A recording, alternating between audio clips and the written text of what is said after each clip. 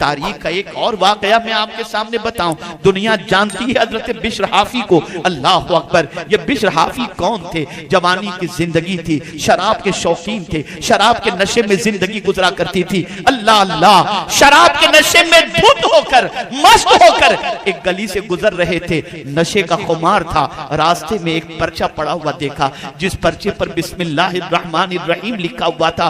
ये देखते ही रोंगटे खड़े हो गए। नशे की हालत में है। ख्याल आया मेरे रब का नाम और इस तरह से जमीन पर पड़ा हुआ है। उस पर्चे को उन्होंने उठाया, उसको मुअत्तर किया, उस पर इत्र लगाया, बुलंदी पर रख दिया। रात को सोते हैं तो गैब से आवाज आती है, ऐ बिश्र, तूने मेरे नाम पर इत्र लगाकर बुलंदी पर पहुंचा दिया, मैं तेरे नाम की खुशबू पूरी दुनिया में पहुंचा दूंगा। अल्लाह अकबर। हजरत बिश्र ने तौबा कर ली और विलायत के ऊंचे मकाम पर फाइज हो गए।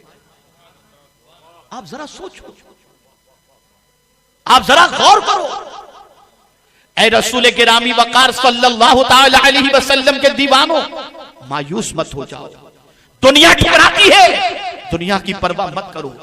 आज तक जिंदगी पाप में गुजरी है, तौबा का दरवाजा खुला हुआ है। अल्लाह की तरफ बढ़ करके देखो। एक बालिश बढ़ोगे उसकी रहमत, एक हाथ तुम्हारे लिए इस्तकबाल को तैयार है। और हाथ तो ये है कि मेरा मौला फरमाता है, अगर कोई चलकर मेरी तरफ आता है तो मेरी रहमत दौड़कर उसका इस्तकबाल करती है।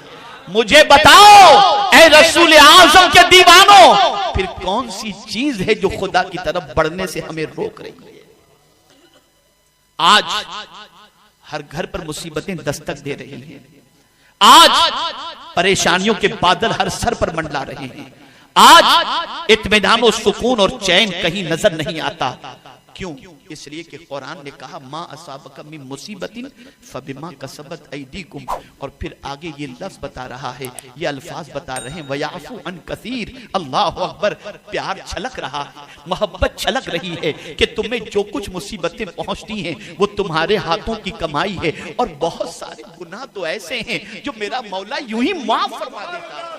आप जरा सोचो, आप जरा गौर करो।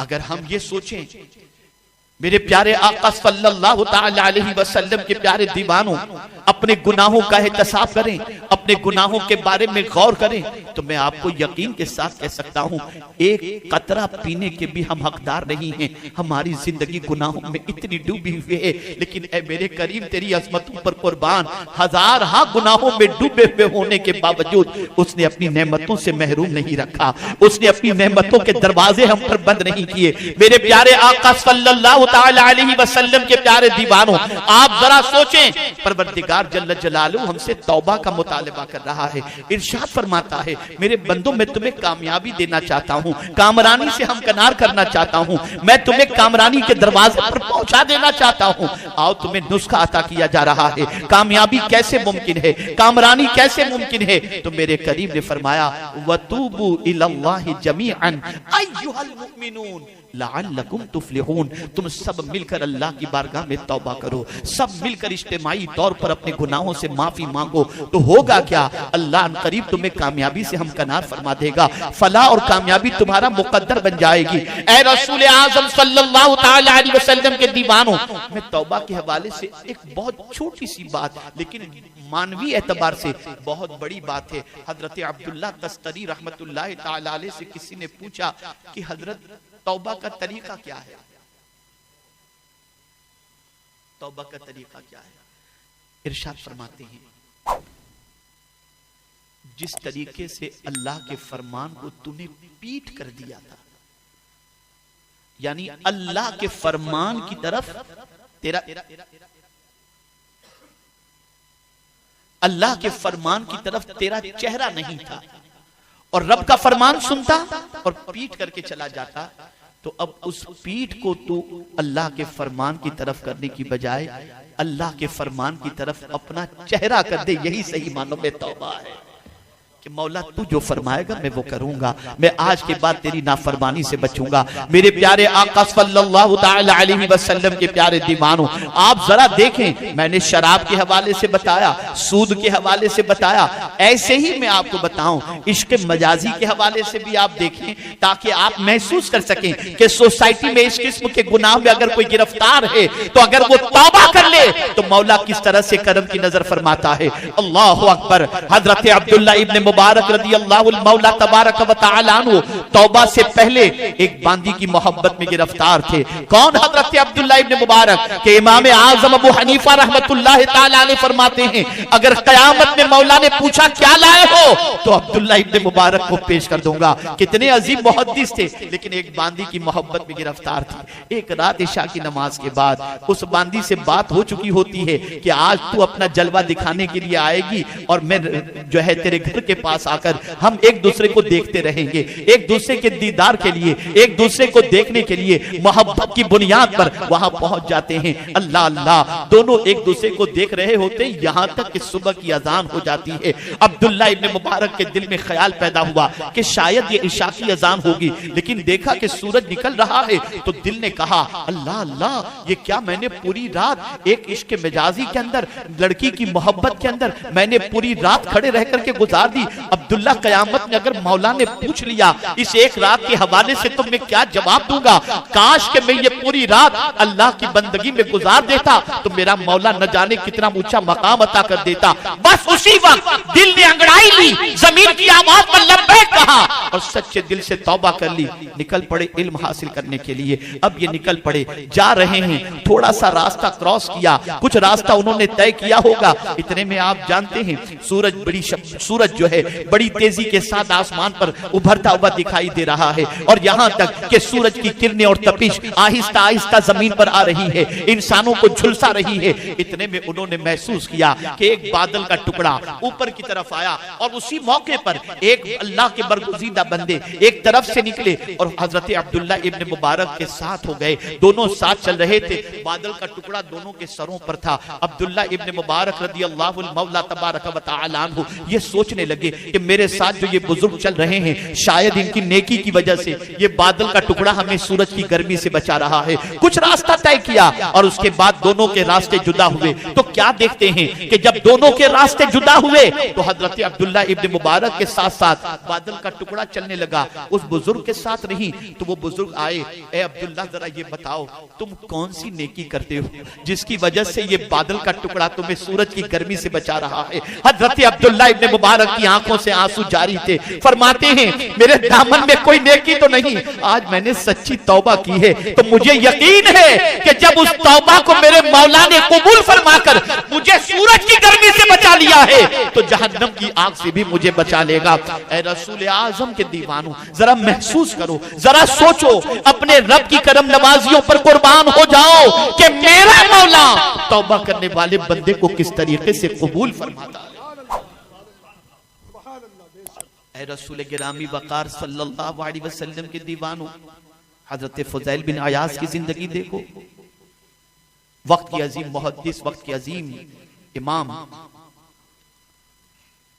क्या पेशा था? डाका जनी किया करते थे, काफले को लूटना ये उनकी आदत थी। लोग डरा करते थे उस रास्ते से गुजरने के लिए जिस रास्ते पर हजरत फुज़ैल बिन अयाज तशरीफ फरमा होते थे। लेकिन एक आदत थी और वो आदत ये थी कि अगर किसी के पास ज्यादा सामान नहीं होता था तो लूटते नहीं थे।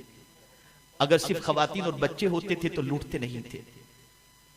लेकिन एक और आदत थी, जिसका माल लेते थे लिख लिया करते थे, नोट कर लेते थे, नोट कर लेते थे। जब एक शख्स अपना बड़ा सामान तिजारत लेकर काफले के अंदर शामिल हुआ और जब जाने की तैयारी करने लगा तो लोगों ने कहा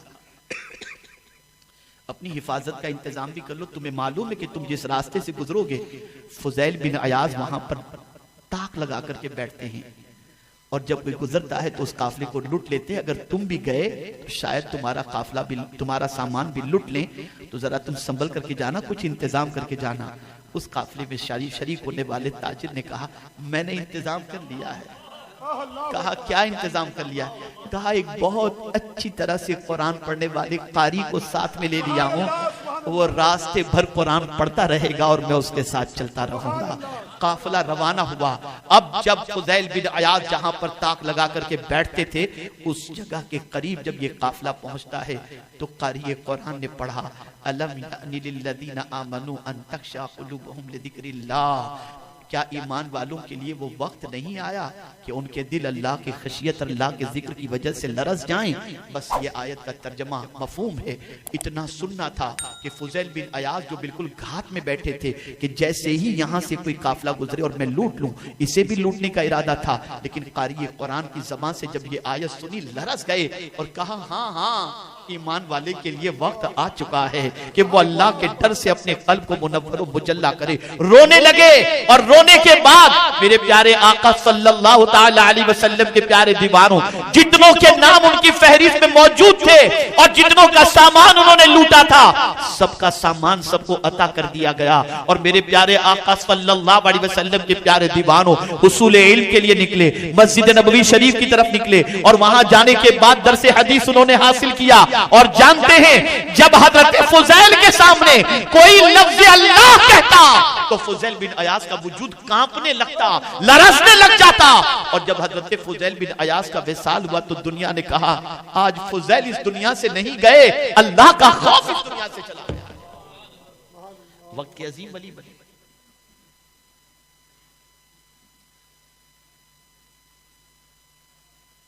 आज तक जिंदगी में आने वाले मसाइब, परेशानियां, मुसीबतें, तकालीफ, जो कुछ भी हैं, हो सकता है किसी गुनाह की वजह से हो, लेकिन उस करीम की अजमतों पर कुर्बान जाइए कि उसने तौबा का दरवाजा खुला रखा है। कितनी प्यारी मिसाल मेरे आका सल्लल्लाहु अलैहि वसल्लम ने बयान फरमाई।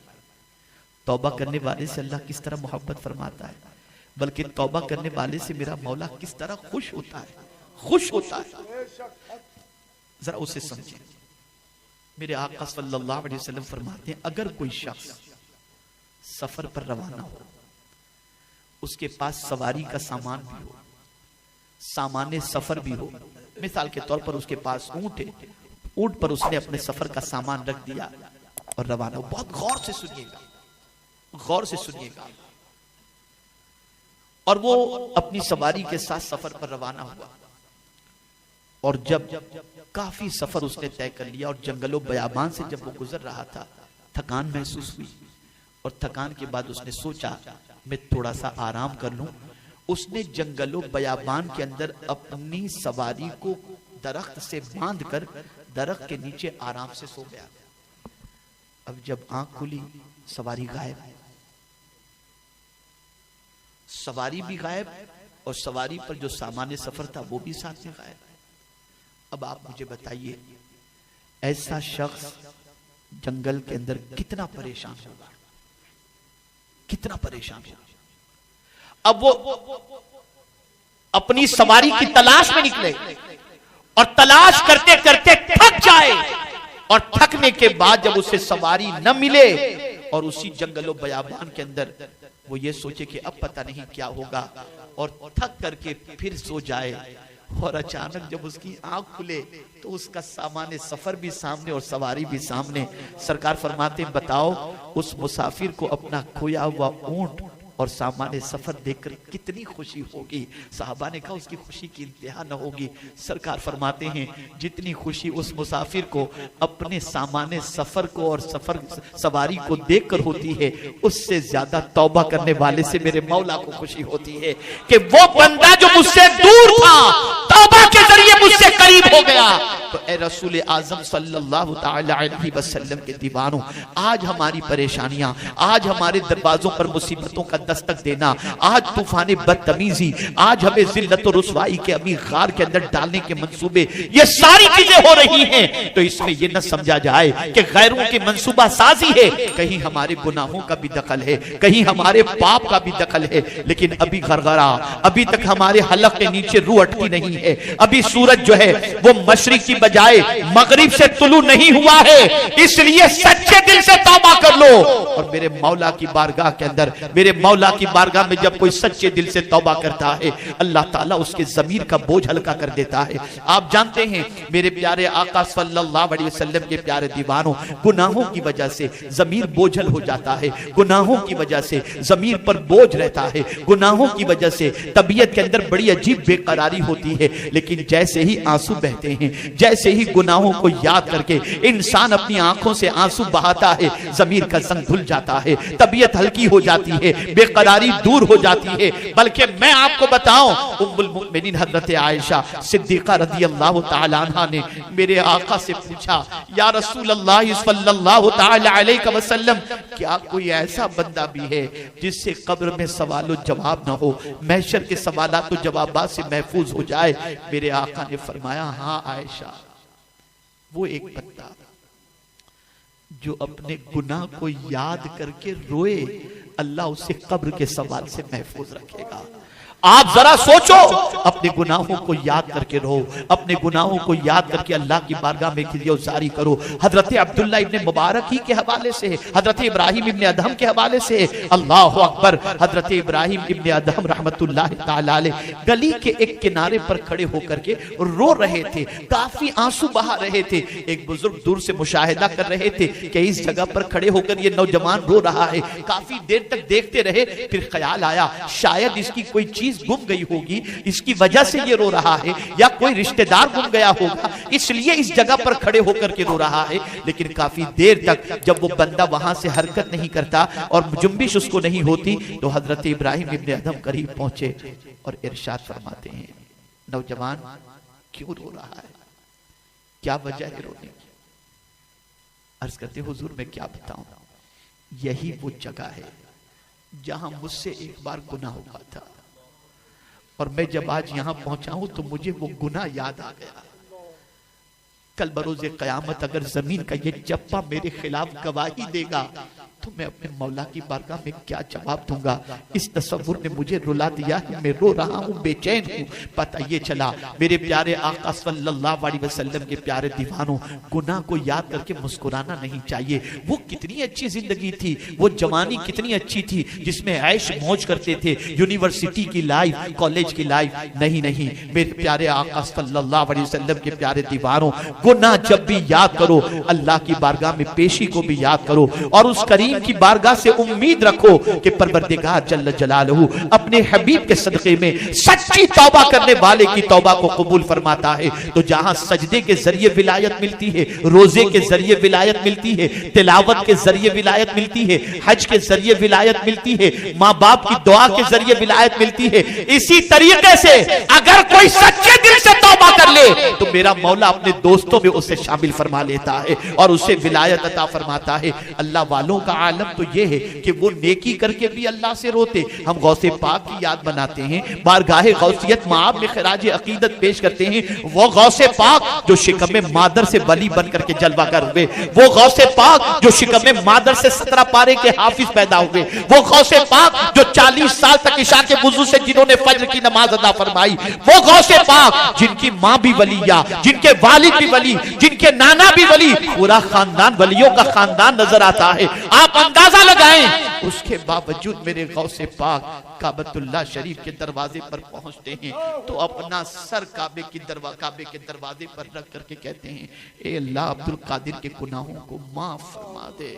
अगर अब्दुल कादिर के गुनाह माफी के काबिल न हो तो कल बरोज़े क़यामत तेरे नेक बंदों के सामने नाबीना उठाना ताकि उनको देखकर मैं शर्मिंदा न हो जाऊं। अल्लाह अल्लाह, आप अंदाजा लगाएं मेरे प्यारे आका सल्लल्लाहु अलैहि वसल्लम के प्यारे दीवानों, जिस गौसे पाक का दामन हम नहीं छोड़ेंगे ये दावा हम करते हैं। जरा उस गौसे पाक की जिंदगी का जायजा तो लो। वो नेकी करके रोते थे, हम गुनाह करके कह लगाते हैं। वो नेकी करके अल्लाह को राजी करने की कोशिश करते, और आज का मुसलमान गुनाहों के दलदल में डूब करके भी अल्लाह अज़्ज़ व जल्ल की बारगाह में तौबा के लिए तैयार नहीं। मेरे प्यारे आका सल्लल्लाहु अलैहि वसल्लम के प्यारे दीवानों, सच्ची तौबा कर लो। आप मुझे बताओ, रातें तो रोज आती हैं, हर रात आपकी हमारी सबकी गुजर जाती है। कोई रात गुजरती है तो किसी की टीवी देखने में, किसी की रात गुजरती है गपशप के अंदर, किसी की रात गुजरती है कहकहे के अंदर, किसी की रात गुजरती है मौज मस्ती के अंदर। मुझे बताओ, जिंदगी में कोई ऐसी रात भी आपकी और हमारी आई है जिसमें सारी दुनिया सो रही हो और हम मुसल्ला बिछाकर 2 रकात पढ़कर सलातुत तौबा अपने रब की बारगाह में रो रो कर अपने मुसल्ले को आंसुओं से तर किए हों? कभी ऐसी रात शायद किसी की आई हो। अगर नहीं आई तो एक रात ऐसी भी अपने लिए बनाओ जिस रात में सब सो रहे हों और मुसल्ला बिछाकर आज तक किए हुए गुनाहों से अल्लाह की बारगाह में सच्चे दिल से तौबा कर लो। याद रखो, ऐ रसूल गिरामी वकार सल्लल्लाहु अलैहि वसल्लम के दीवानों, सच्ची तौबा का इम्तिहान होता है। सच्ची तौबा करने वाले का इम्तिहान होता है। जैसे ही तौबा करके वो सीधे रास्ते पर आता है तो पहला इम्तिहान ये होता है कि दुनिया उसे ताना देती है, अरे कब से सुधर गया, अच्छा तू नमाजी बन चुका है, अच्छा कब से बन चुका, अब देखते हैं कितने दिन तक नमाज पर कायम रहता है, माशाल्लाह दाढ़ी तूने रख ली, देखते हैं कब तक तू कायम रहता है, अच्छा तू तहज्जुद गुजार बन गया, देखते हैं कितनी रातें तू पढ़ता है। इम्तिहान शुरू हो गया, शैतान वर्गलाएगा, शैतान मिसगाइड करेगा, शैतान तुम्हें वर्गलाने की कोशिश करेगा। बस समझ लेना, एक बार अपने रब से रिश्ता जोड़ लिए हो, अब तोड़ने की कोशिश मत करना। अब अगर कोई बंदा अपनी तौबा पर कायम रहता है, सारी दुनिया मिलकर के उसे शिकस्त देना चाहे वो नहीं दे सकती, इसलिए कि तौबा करने वाले के कामयाबी की बशारत मेरे करीम ने खुद अता फरमाई। तो आज मुझे आपको ये पैगाम देना है कि हम सब का वजूद इतना बोझल हो गया, बड़ी मादरत के साथ, कि अब तो नमाज भी बोझ बन गई। अब खुशू और खुजू के साथ नमाज पढ़ने की तबीयत नहीं चाहती। जो तो नमाज पढ़ करके ऐसा लगता है जैसे बोझ उतार रहे हो। मैं पूछना चाहता हूं, घंटों कहीं खड़ा रहना हो, घंटों कहीं जो है गपशप करना हो तो हमको कोई तकलीफ नहीं होती, कहीं और बैठना हो तो कोई तकलीफ नहीं होती। अल्लाह के घर में दिल क्यों नहीं लगता? कुरान मुकद्दस की तिलावत में दिल क्यों नहीं लगता? रुकू और सुजूद के अंदर दिल क्यों नहीं लगता? क़याम में दिल क्यों नहीं लगता? वजह सबसे बड़ी यह है कि गुनाहों ने हमारे हाथ पैर और सर के अंदर जंजीरें डाल दी हैं, जिसकी वजह से ये सब हमें बोझल महसूस होता है। अल्लाह वालों की शान तो ये थी, पूरी पूरी रात क़याम के अंदर गुजर जाती थी और पता भी नहीं होता था। तो इस बोझ को अगर उतारना है, इन जंजीरों को अगर तोड़ना है, तो बस उसका एक ही रास्ता है और वो है सच्चे दिल से तौबा कर लो। अगर कोई सच्चे दिल से तौबा कर ले तो मेरे करीम की शान ये है कि वो सिर्फ माफ नहीं फरमाता, बल्कि वो फरमाता है, तौबा करने वाले दुनिया तुझसे नफरत भले करे लेकिन मैं तुझसे मोहब्बत करता हूं। और जब खुदा किसी से मोहब्बत करे तो आप अंदाजा लगाएं उस बंदे का मकाम कितना बुलंद व बाला और उसकी किस्मत कितनी उरूज पर होगी। तो आज के इज्तिमा में मुझे आपको यही पैगाम देना है, अल्लाह न करे, सदबार न करे, अगर जिंदगी गुनाहों में आज तक गुजरी हो तो अब सच्चे दिल से तौबा कर लो। मुसीबतें भी छटेंगी, तकलीफें भी दूर होंगी और अल्लाह अज़्ज़ व जल्ल की रहमतों की बारिशें भी नाजिल होंगी। और सबसे बड़ी चीज, दिल को अल्लाह सुकून की दौलत से माला माल फरमा देगा। अल्लाह रब्बुल इज्जत जल्ल जलालहू आकाए करीम सल्लल्लाहु अलैहि वसल्लम के सदक़ो तुफ़ैल हम सबको सच्ची तौबा की तौफीक नसीब फरमाए।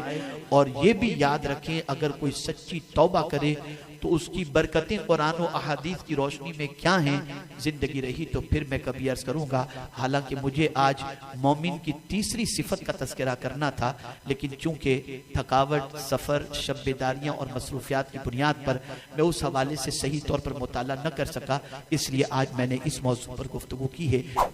अल्लाह की बारगाह में दुआ हम सब करें कि अल्लाह ताला हम सबको इस्तिकामत फिद्दीन नसीब फरमाए और सच्ची तौबा की तौफीक नसीब फरमाए।